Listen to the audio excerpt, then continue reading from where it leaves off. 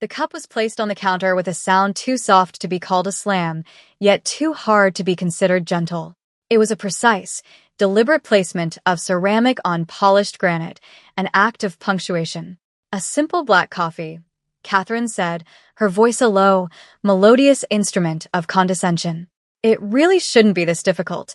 She did not look at the young woman behind the counter. Her gaze was fixed on her own reflection in the gleaming chrome of the espresso machine, adjusting the collar of a beige coat that looked more expensive than the machine itself. The man beside her, Mr. Kwan, remained silent. He offered a tight, apologetic smile that did not reach his eyes, a gesture meant not for the barista, but for the half-dozen junior analysts in line behind them who had suddenly found reasons to be intensely interested in their phones. The air in the corporate lobby cafe had gone still. Keyboards had stopped clicking. The low hum of the building's ventilation seemed to grow louder in the vacuum.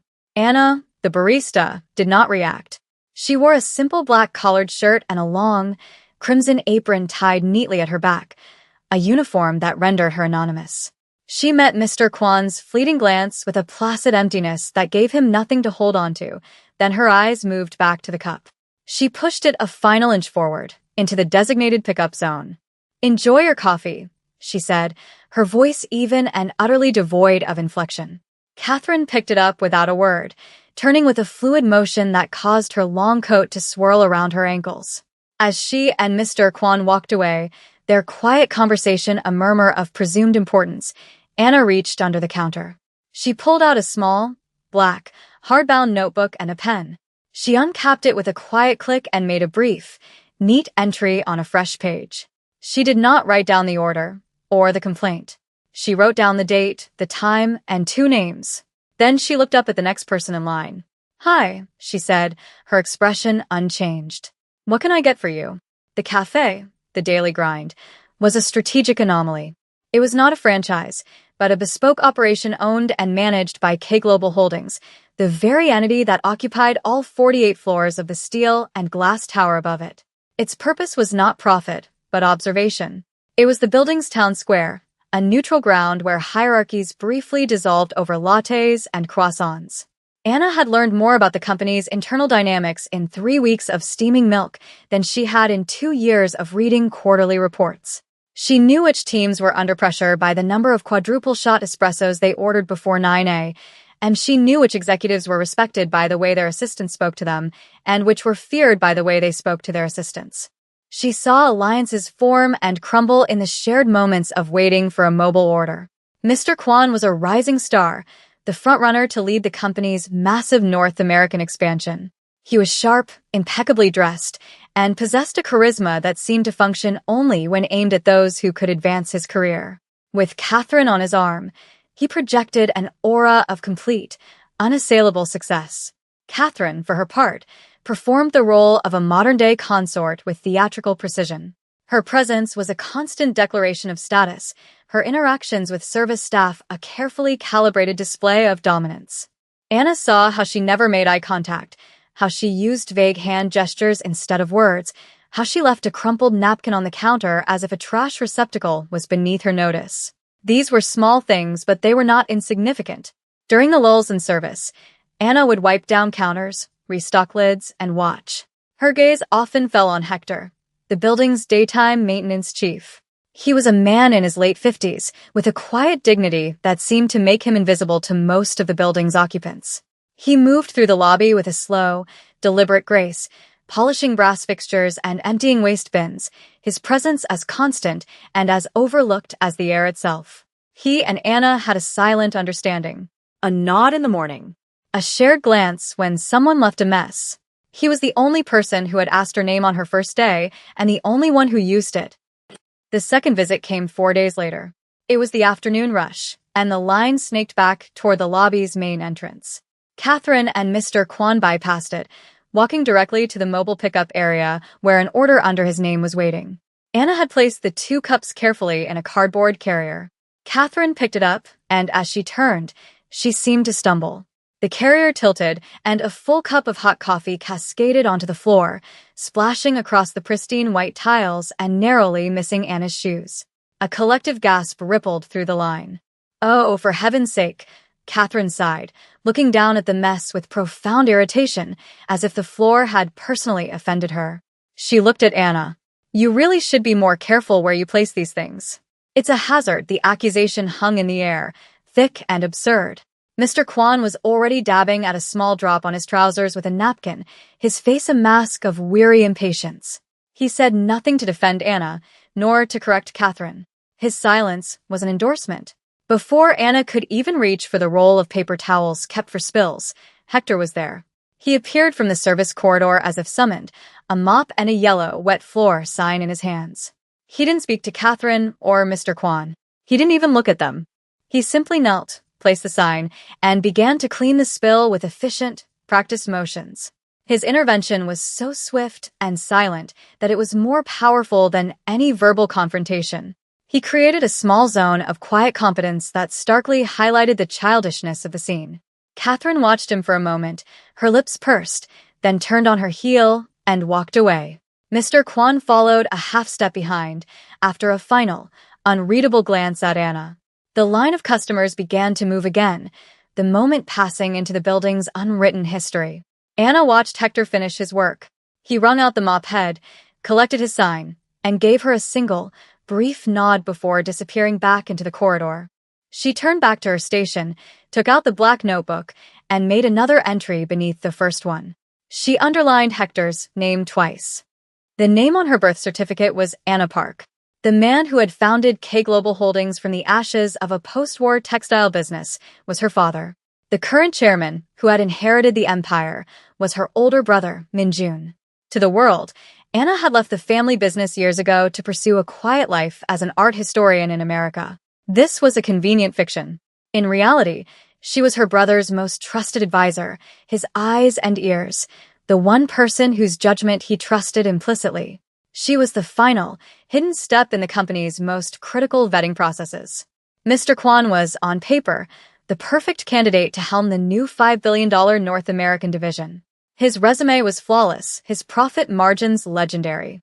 But Min-jun had heard whispers, faint but persistent, about a certain arrogance, a callousness that was carefully hidden from superiors. He believed that a man's true character was not revealed in the boardroom, but in the small, unguarded moments of daily life.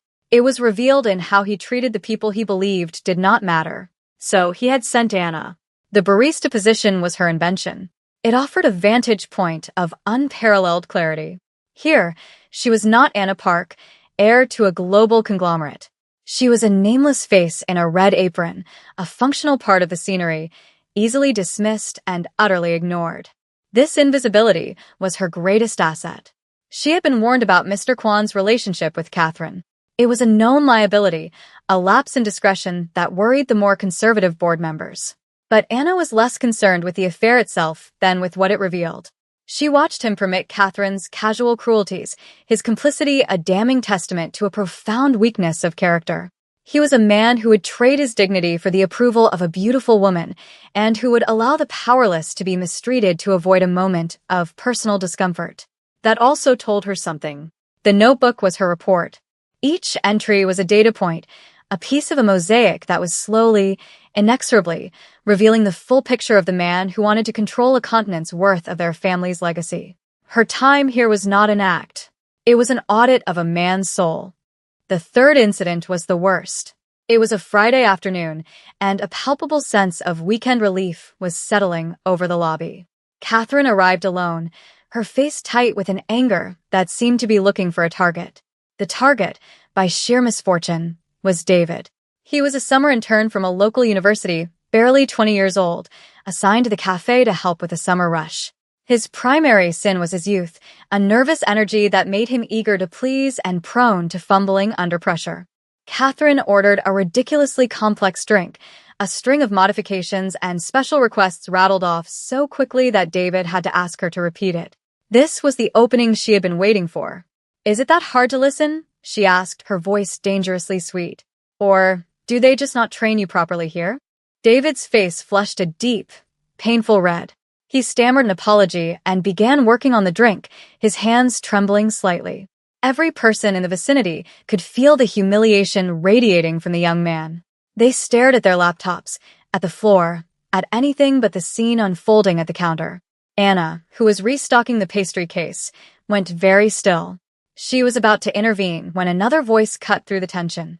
It was quiet, yet it carried the weight of authority.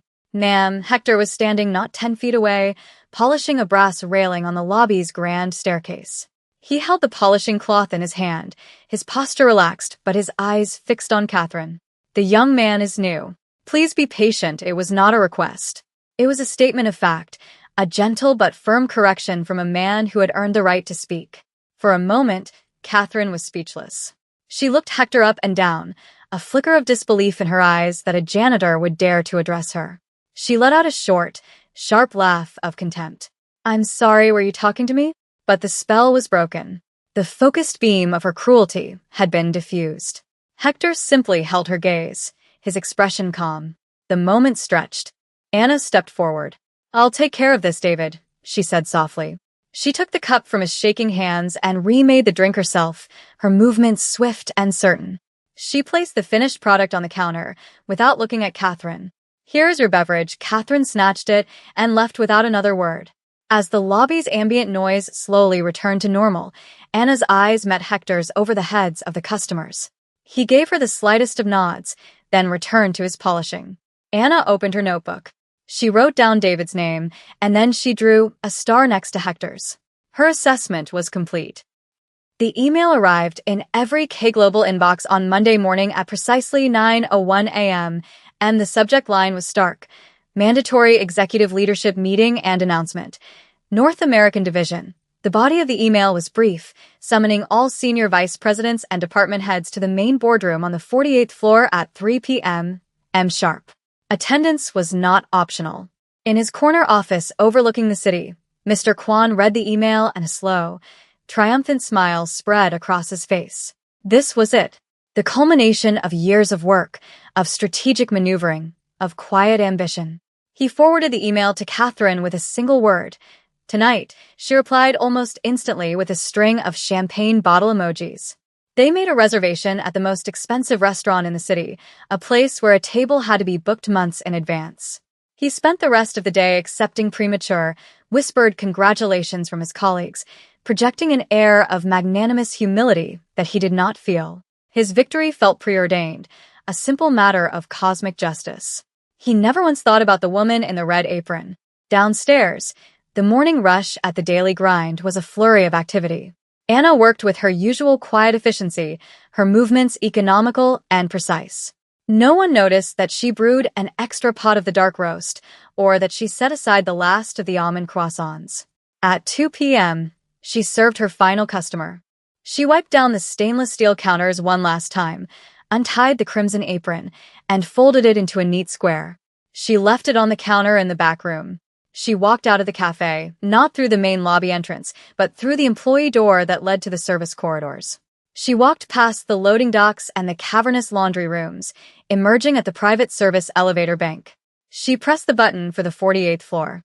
The doors slid shut, and she began her ascent. The uniform of her invisibility was shed.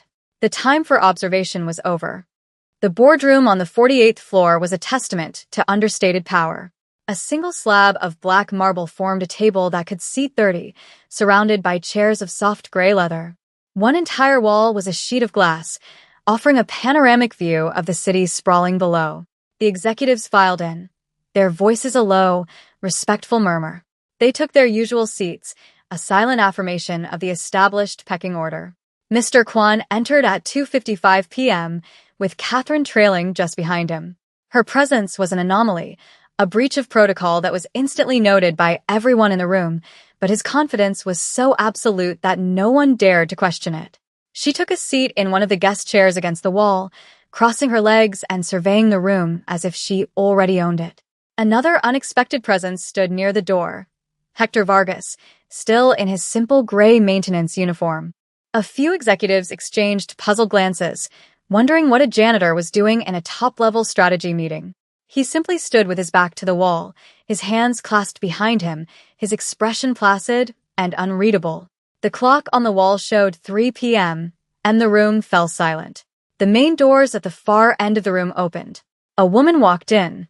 She wore a charcoal gray suit, impeccably tailored, and low heels that made almost no sound on the polished floor. Her hair, usually tied back in a simple bun, was down, falling in a dark, straight sheet to her shoulders. She carried a slim leather portfolio. It was Anna. Recognition did not dawn. It struck. Mr. Kwan's confident smile froze, then collapsed. The color drained from his face as his mind struggled to reconcile the two images, the anonymous barista from the lobby and Anna Park, the founder's notoriously brilliant and reclusive daughter, the woman who had once personally overseen the hostile takeover of their largest European competitor. A wave of comprehension washed over the room, a silent, collective recalibration of reality. Catherine stared, her mouth slightly agape, the condescending smirk wiped from her face, replaced by a dawning, sickening horror. Anna walked to the head of the table, the seat reserved for the chairman, and placed her portfolio down. She looked out at the assembled executives, her gaze sweeping over them before it finally came to rest on Mr. Kwan. "Good afternoon," Anna began, her voice the same calm, even tone she used when asking someone if they wanted room for cream. It was a voice that held the room in absolute thrall. "We are here to finalize the leadership for our new North American division. This is the single largest investment in the company's history. The person who leads it will not only be a manager but a steward of our corporate culture." She paused, letting the words settle. "Leadership, we believe, is not demonstrated in reports or profit margins. It is demonstrated in character." She gestured to the large screen behind her, which flickered to life. There was no sound, only crisp, high-definition video. It was a view from behind the counter of the daily grind, a perspective no one had ever seen. The first clip showed Catherine's initial visit, her dismissive tone, and Mr. Kwan's silent acquiescence. The camera angle made their sense of entitlement look small and ugly. The second clip showed the spilled coffee. It was clear from this vantage point that Catherine's stumble was an intentional, jerky movement. The footage then showed Hector, appearing from the side of the frame, cleaning the mess without a word. The final, longest clip showed the scene with David. It showed Catherine leaning over the counter, her face contorted in a sneer. It showed David shrinking back, his distress painfully obvious. And it showed Hector, stepping forward from the background, his quiet intervention a stark act of courage in a room full of silent bystanders. Anna let the video play out in its entirety. The only sounds in the boardroom were the hum of the projector and the increasingly ragged sound of Mr. Kwan's breathing. "For 3 weeks," Anna said, as the screen went dark, "I have had the privilege of serving you coffee. And in that time, I have seen the true culture of this building. I have seen casual cruelty, and I have seen quiet dignity. I have seen ambition that is blind to indecency, and I have seen integrity in a man who pushes a mop." She picked up a single sheet of paper from her portfolio. Her eyes found Mr. Kwan's. "We look for leaders who build people up, not people who stand by while others are torn down." The consequences were delivered with the precision of a surgeon. There was no anger in Anna's voice, only a final, immutable clarity. "Mr. Kwan," she said, her gaze unwavering, "your professional accomplishments are significant. They are not, however, sufficient. Your candidacy for the directorship of the North American division is hereby withdrawn." A tremor went through him, a barely perceptible shudder. "Your complicity in the behavior we have just witnessed demonstrates a fundamental misalignment with the core values of this company. You are being reassigned. Effective tomorrow, you will be the lead auditor for our operations in Anchorage, Alaska. You will report to the regional manager there." The silence that followed was absolute. The sentence was a corporate death knell, a banishment to the farthest, coldest corner of the empire. Then she turned her attention to the woman against the wall. "Catherine," she said, using her first name with a chilling familiarity. "You are not an employee of this company. You are a guest in this building. Your access privileges are revoked. Security will now escort you from the premises." 2 uniformed guards, who had been standing discreetly outside the door, entered the room. Catherine stood, her face a mask of white-hot fury and disbelief, but she did not speak. She allowed herself to be led out, her final act in the building a walk of silent shame. Anna then looked down the table to where David, the young intern, had been asked to sit, tucked away in a corner. "David," she said, and he flinched as if struck. "You are subjected to unprofessional and abusive behavior. On behalf of K Global, I apologize. You will also be receiving a formal offer to join our executive development program with a full scholarship to complete your MBA. We believe you have potential, finally. Her gaze moved to the man by the door. Mr. Hector Vargas. Hector stood a little straighter. For 20 years, you have served this company with honor and quiet dignity. You have demonstrated more leadership in one moment with a polishing cloth than some executives demonstrate in a lifetime. We are creating a new position, reporting directly to my office, Director of Workplace Culture and Employee Welfare.